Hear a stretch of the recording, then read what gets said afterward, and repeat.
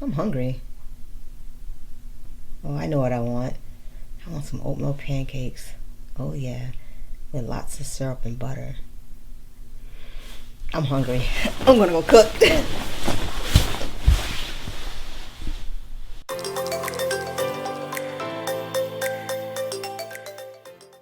In order to get some yummy pancakes, we're gonna have to make us some buttermilk. So in order to make vegan buttermilk, since we don't drink milk, we're gonna need a cup of nut milk. And right here I use almond milk and 1 teaspoon of apple cider vinegar. So once you get done, stir that up and allow it to sit and get coagulated, kind of like real buttermilk. Then after that, I grab some organic unbleached flour, about a 1/3 cup of that. And I like to use a spoon to scoop it out because if you like dip your measuring spoon or measuring cup in there, you're gonna get way too much flour, okay? Then I grab some of my organic oatmeal flour, oat flour that is, and 1/4 cup of granulated sweetener. So I'll use monk fruit sweetener and sometimes I'll use regular organic sugar. Then I added about 1 teaspoon of baking powder so it can rise up really well. Threw some cinnamon in there so that it can get that flavor, you know, because cinnamon balances well with oatmeal, and a pinch of salt because, of course, salt brings all the flavor out. So we're going to stir up those dry ingredients really well, all right? I grabbed some butter. I like to use this Kite Hill butter, about 2 to 3 tablespoons of butter, and melt that good and mix that in. I use 1/4 cup of egg substitute, or you can also use 2 eggs. All depends on if you're a vegan or a vegetarian. Throw some vanilla in there, and I grabbed our buttermilk and see how it got all coagulated. It kind of resembles or mimics real buttermilk in the same way in your recipe. Stir that in. Now don't use the whole cup right away. Go ahead and pour a little bit at a time so you get that consistency of pancake batter that you like. So some of us like thin pancakes and some of us like thicker pancakes, so kind of do it according to your preference.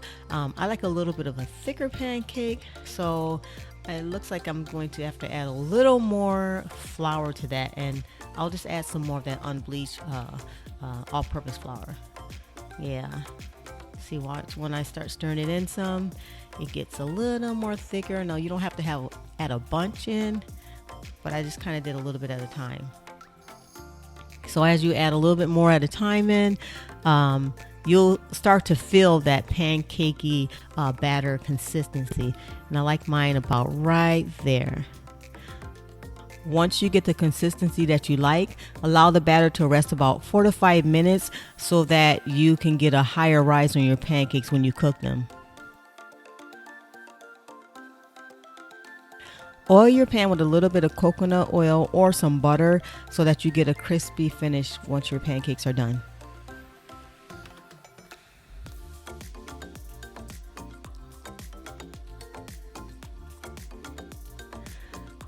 I scooped out some pancake batter, and my favorite thing to use is, I know it's weird, but I use an ice cream scoop because I seem to get more even pancakes. And I also use a ice cream scoop when I make cupcakes as well, guys. So I'm sure some of you guys remember my old videos when I did that.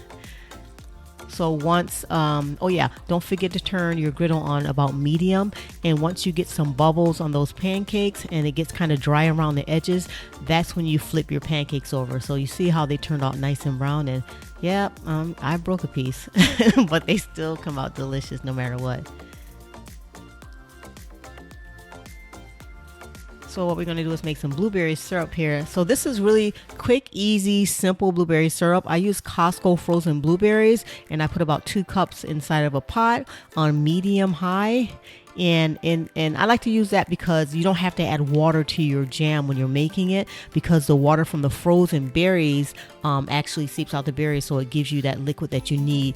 And then after that, I usually use either Sugar, you could use some sugar, okay, like 1 cup of sugar, but right here I use some agave nectar, some blue agave nectar, about 1 cup of that.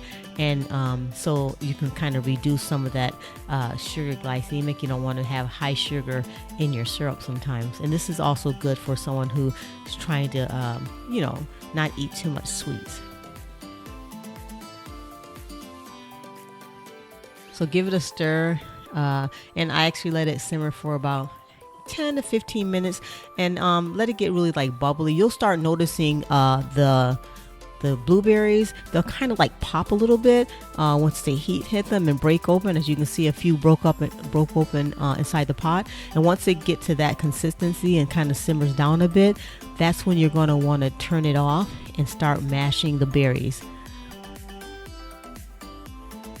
If you don't have an immersion blender, which I do have, but if you don't have one, you can use a masher, like a potato masher, or even a fork if you don't have that.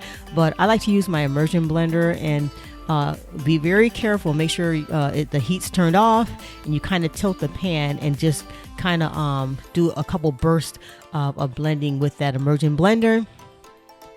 And once you get it all blended up, you'll start noticing that your syrup will get thicker, and it'll continually get thicker as it cools. So don't worry if it looks kind of watery. Trust me, it'll get thick because of the pectin in the blueberries will come out.